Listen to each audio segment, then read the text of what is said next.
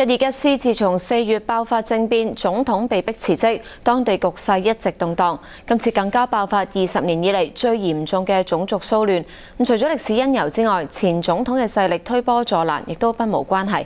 詳情交俾陳婉容講下。今次喺吉爾吉斯南部爆發嘅大規模種族衝突，起因係一批吉爾吉斯嘅青年同烏茲別克族人爭執引發。但係其實生活喺同一片天空嘅兩族人，因為歷史問題積怨日深，衝突就好似計時炸彈一樣，一觸即發。睇返歷史，吉爾吉斯、烏茲別克同塔吉克都係前蘇聯加盟共和國。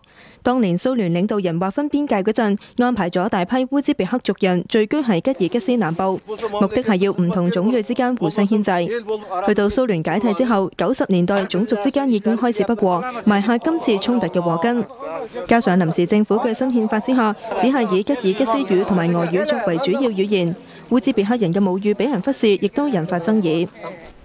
今次嘅騷亂亦都發生喺相對敏感嘅時期，臨時政府總統奧通巴耶娃嘅任命同新憲法將會喺今個月嘅27號舉行全民公投。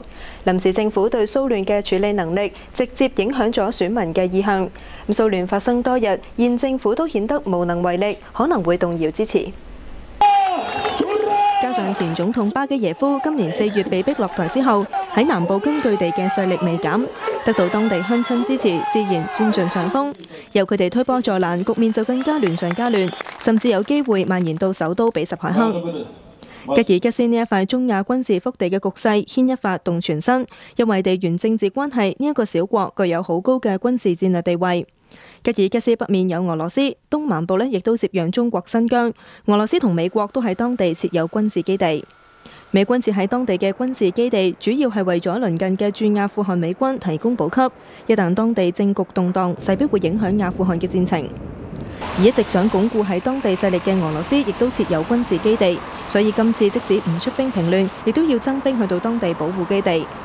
另外，吉爾吉斯亦都係維吾爾分離分子嘅傳統基地，國內動亂嘅話，部分疆獨分子有機會乘機搞事，甚至威脅中國新疆安全。亞洲電視記者陳婉容報道。